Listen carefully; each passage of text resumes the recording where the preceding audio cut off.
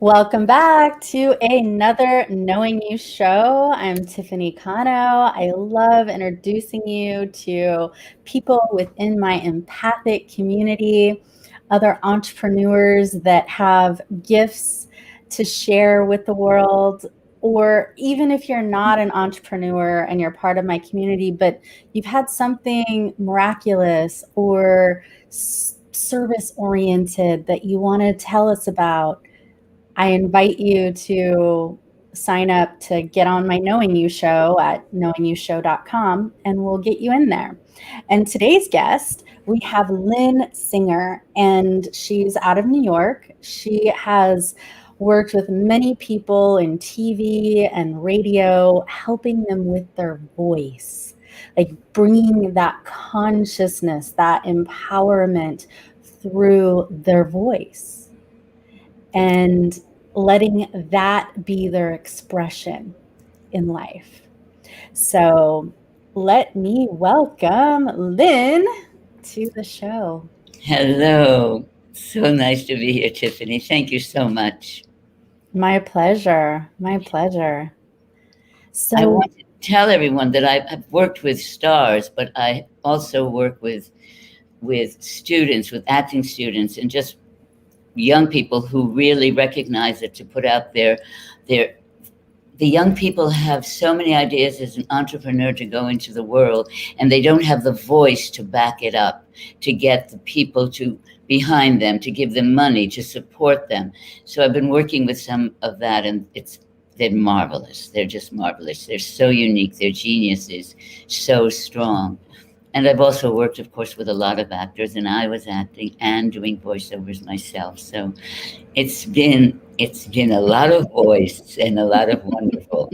And every single voice is absolutely like a snowflake, completely unique. And our voice is something world. So even if you're not an actor, not an entrepreneur, but you want to have an impact with what you're communicating and in the way with which you're communicating it to people who you want to enroll them into something, even if it's your spouse, right? Saying, honey, Absolutely. Let's go on a date, right? Yeah. There has to be that enrollment energy and like a presence and alignment and a confidence that we have in our voices. It makes a huge difference in the world, because when you bring the power and the beauty to who you are and how you are being in the world with yourself. I mean, if I talk to you like this, I look like a completely different person.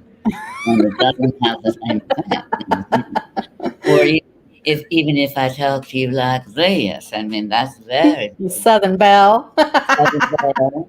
Is that your stuff on the floor that you misplaced? So all of this is really, language has a huge, language, sacred sounds. It's so important.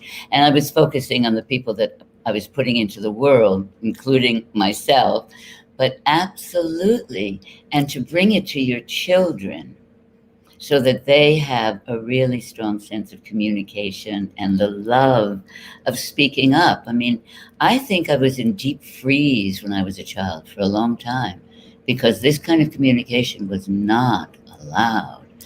And we think of some parts of the world where the women are in lockdown, and we still have a long way to go for the power of communicating. And I'm right there. I'm right there with you. Mm-hmm. And what had you begin on this journey of awakening to the importance of voice? I always had an unusual voice, but I really didn't do what I could be doing with it until I was acting. And then it became like all about my voice. And so I had to find a way to make it both the acting work and me and the world, right? Mm-hmm. And as I was doing that, I had to heal so I had to stop. But I was getting so much attention just for a certain sound. And I thought, well, that's interesting because I think everyone has a sound. I'm in contact with it for whatever reason. I was always in contact with it. Not the power of it, not the subtleties, but the sound. And I said, so when I was hired a lot to help people personally, and then at university, it was at Yale and NYU, I really went to look for not just making a big, beautiful, powerful sound, but what was unique about every voice that I was working with. And that led me into a whole other place with the voice, because that unique sound is really the sound of your soul. Ooh. And your yeah, I knew you would like that. And when you say the sound of your soul, I mean, I feel that resonance. I intuitively understand that. Right. What does that mean to people? Well, I've been asking just lately, give me one word that you think represents your soul voice. And somebody said to me recently, ease. I think that my soul voice, when it's in the world, it has great ease, and that calms people down and makes them want to be with me. I think my soul voice has depth. I think that's the word, depth. This connection, a deeper connection. So we can talk about your soul voice too. We can ask you, what do you think? What would be a word that you would use to describe the absolute essence of your voice? And I would also like to open this up to our viewers that put in the chat. Thank you. What you feel as you touch your heart and you connect with your heart and your crown and connect. It's the word or the sound that comes through to you. And in order for us to see your chat posts, you will need to give StreamYard permission to post it. So go ahead and post away. And that will be really interesting. Yes. The voice is spirit in action, right? It's moving, but finding that authenticity is sometimes very difficult for some people because, and I had a download from the Archangel Gabrielle last year, and she talked about how constricted we are on this planet, and that constriction has infected our voice. So we don't even know what sound, the beauty of our voices, we have really no idea because of the constriction. So that awakening is so important for everyone to really touch it. And Picasso said every baby, every child is an artist. And I think every child is born with a gorgeous voice. And then it gets constricted from family, from teachers, from friends. All of this starts to happen, and we have to gold mine. That's our work. And out of curiosity, if someone has two names, like Trish just put in passion and fun. Oh, wow. Okay. Yeah. I put it up on the screen for you. Why not? Are we allowed to have two? I think we should be allowed to have two. Why not? Let's just throw caution to the wind and have two voices, two adjectives that really describe passion. For Chris, I think so. But she's also quite brilliant. That's from an onlooker's place. She is also quite brilliant and and she'll thank me, or she's there, I see her name. And so we might feel that there's more than one adjective, but I'm looking for the one that people usually respond to. the most.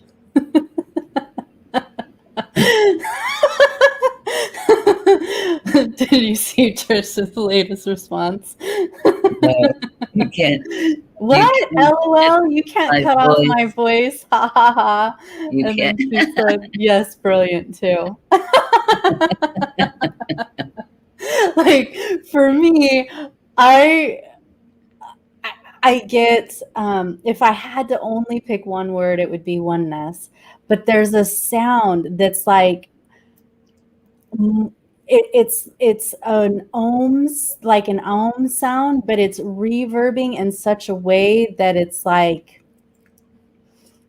you know, beyond 3D and of, like, it has energies and causal plane and mental and emotional, like there's all these astral, causal, like, and spiritual, all blended into one. It's the most beautiful choir that I couldn't even put into humanness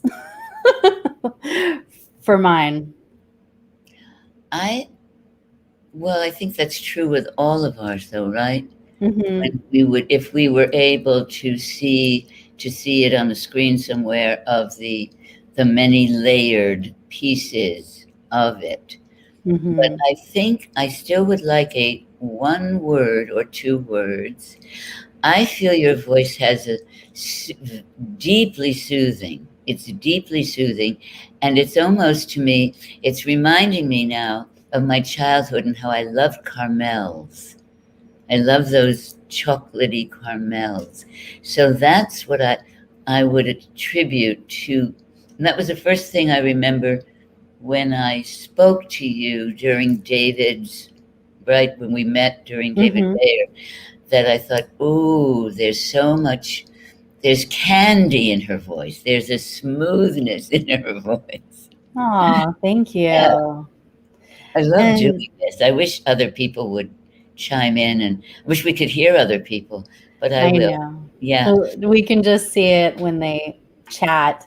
When they chat. And so sound and our voice is something that we can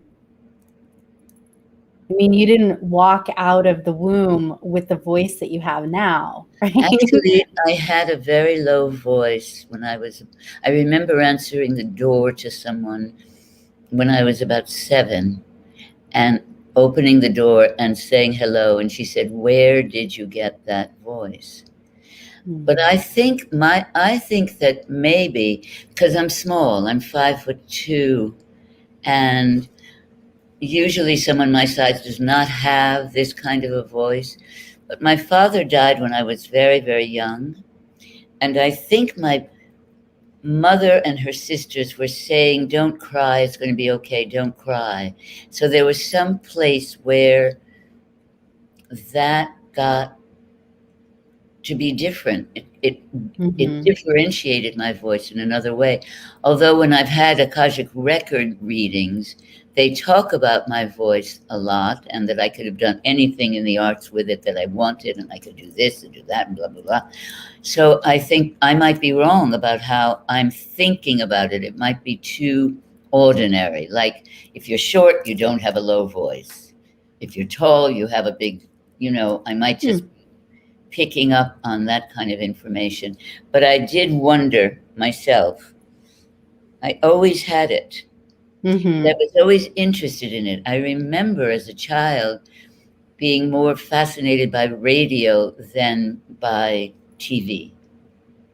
Are you an auditory learner? I mean, I would imagine auditory, since you work with voice, is such a high priority for you. Yes? That I'm Claire Audio. Claire Audio? Okay. Yeah, I have Claire Audio. I've never really expanded it beyond my guides. I use it when I work, when people ask me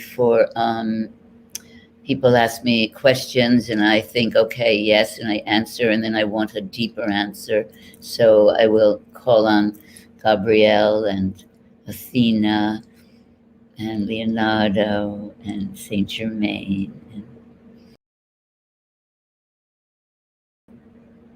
Hello. Sorry, I cut out for a second, but I'm back. So to just to clarify for folks about Claire audio, yes. So that's when we intuitively hear voices, like in the spirit realm, like being able to hear angels, hear spirit guides, hear the voice of God talking to us, hearing things at a intuitive level. I can also use it to like tune into my body to hear what my body is saying. Clairvoyance is seeing that energy. Claircognizance is getting those intuitive hits, that knowing. Clairsentience is feeling it in our space, in our bodies, the knowingness, the truth. So just to bring that into the space. And I think everybody has the capability of it. You know, it's just that, again, as Gabrielle had said about the voice, we're so constricted here. And then when we allow ourselves to open up these channels, it's extraordinary. But they're there. They're there when we're children, certainly, right? And how do we open them up? Is there a guided visualization or activity that you can provide for us? I think that I know that my mind opened strongly when I had a nervous breakdown. Interesting. We don't want to do that. Yeah, I went, well, that happens when one has a breakdown, psychotic incident. You go to another level. That's what it is. It's like a Kundalini break, right? All at once. And I was not trying to be with it because it felt, I was so overwhelmed to begin with. I had no interest in hearing other information. I had to deal with just getting back grounded. Which I did. And then I found, as I was working on healing that and integrating more and more with many, I mean, I've worked with every kind of healer. I'm just fascinated by it, but I mean, Chinese medicine, you know, anything and everything that I could get my hands on. And I found that I was beginning to become more sensitive to sound in another way. And then about 15 years ago, I'm trying to remember exactly when, I think it was 15 years ago, I was standing at an elevator. And I had been at an elevator at a school where I was teaching, at an acting school where I was teaching. And I had felt an energy around me for about a year, and I was scared. I was scared about it. And I thought it was, you know, bad, something. Why would I be feeling because of the devil? I mean, what is going on? So I finally said at this elevator, do you have a name? And they said, call me Gabe. And I thought, and I immediately said, oh, it's Archangel Gabriel. And that's when it opened. And that's when I began to just talk to. It also happened with Athena. And this, I think, might be something that other people can maybe relate to in a stronger way. I've also been a photographer with the Greek government. And I have Greek photographs, huge Greek photographs all over my apartment. And I was giving a show, a small show for the Olympics. And Athena was involved in a sacred site too. I built a rock site to her and all this kind of stuff. So I came home one day and the energy in my apartment was really different. And I got really scared. And I realized it was Athena. And I said, no, I'm not ready. I'm not ready for you yet. No. Get back on the wall. because everything on the wall is the Acropolis. And immediately, like that, she went back on the wall. But then what happened, about a year later, I was watching television. I don't know if you ever feel this, but sometimes when I can watch TV, your mind can rest and some other things can come in. And I felt this greeny gold presence, this beautiful dress. And I heard a voice say, and I knew it was Athena. I heard a voice say, "You can talk to anyone you like, but I am you and you are me." And she said it twice.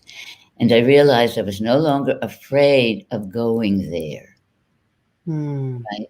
But I think when we are in a high creative state, why I said that this might be a helpful to a lot more people, rather than waiting for a voice, to come around the way I did. They're saying, "Whoa, who are you?" Right? But the high creative states enhances all of our senses, because that's what we're using. We're using our high creative state. So that's a way for people to ask for their guides to come in. But I've also helped people find their guides by just asking them to go and put in avatar at Google and then see who was the most important to them, see who they might like, who they might feel something with. And so then we work to talk to them. I say, okay, I'm going to bring in all my guides. I'm bringing in your guides, but I'm going to bring in the one particular that you want us to be with. And maybe you'll make a so that has helped. That has helped. And I know for myself also creatively, again, I was working with 2 lines of Shakespeare with 2 students, one who had a lot of background in writing and voice and language, and the other who was totally ignorant of all of this. But I was working with Richard Burton's secrets. He has 3 secrets that he used that helped to make him #1 in Hollywood. If some people don't know who Richard Burton was, Google it. But also he was married to Elizabeth Taylor, and he was a very important star in the 60s. So I was working on these 2 lines, and I was working very deeply with his work. And as I was working, I noticed that other energies started to come in. And I could feel that because I had gone so deep in these 2 lines, I was more inside the purity of language than I had ever felt in my life. And so Shakespeare appeared. And I'm like, oh my God, Shakespeare wants to hear his words. And then other entities started coming in. And I think it was because of how I was using the language. And so I would say that to anybody who's listening, try it. Try to go very deep in the poetic values, very deep into the vowels and the consonants, and see what happens with Shakespeare or any other author that you might be interested in. But it has to be somebody who can really write really, really well. And I know that you are generously offering a great gift to people who are listening. And you can pick up her free gift where it's actually a session with her. And can you talk to us about that? Like what you'll provide for them? It's a free consult. So I want to know why they're coming, what they need, what they feel about their own voice, where they feel they need to strengthen it, and just in general, has their voice been telling on them? Has it not been used well? And that they know that some people come out of the boardroom and they think it's because their shoes aren't right, that they're not having an effect on people. Some people do recognize that they're not cutting through. Their voice and how they're using themselves is not really cutting through, but not everyone does. And they have a question, they start to look, which is very important. And voice is one of the places they do look. How can I make this better? I'm not having an effect. I don't want to be yelling. Some people think that if they put their real voice out, they're just yelling rather than having the power. I remind them of Dr. King, and I remind them of Winston Churchill, who stopped, who refused categorically to be taken up by Hitler. And the presence that he had with Parliament was staggering. And somebody actually said in the film, if anyone knows this film, somebody asked another part of Parliament, said, "What just happened? Everybody is saying yes, yes, yes. Why?" We were saying no, no, no. And this one man said, "Because Winston galvanized the English language and took it to war." He said no. And it was kind of extraordinary that happened. And then we think of somebody like Merrill, who's won 8 Oscars. What is that about? It's about her acting. And she's not one of the great voices of the world, but there is something so deep in her that's so profoundly human. Oprah also has a very beautiful voice on her podcast. Very, very humane and very sympathetic. Smooth like you. Thank you. Have you listened to my Soul of an Empath podcast? I really resonate with people who have a good voice. And it's like, it's not just their tone, but they're like, I can tune into creation through their voice and how much they own their sense of self and how it's expressed through their voice. That's what we're working on. Exactly. Yeah. That's what we would be working on. So if you guys are interested in getting access to Lynn and working with her one-on-one, email her at ls@lsvoiceworks.com and she will get you the information that she needs, the form that she needs, and then she'll coordinate with you on having a consultation with her. Any final words, Lynn, to close us up? Be brave. Be brave. Put yourself into the world. Put your voice into the world. We need it now so desperately. We need to change. We are changing the world. We're in the middle of an evolutionary leap, and we just need that to come forward. So do it. Get out there. Show who you are. Let me help us. Thank you so much, Lynn. Have a wonderful rest of your week, and namaste to everyone. Namaste. Blessings. Thank you. You're welcome. It was wonderful. Likewise.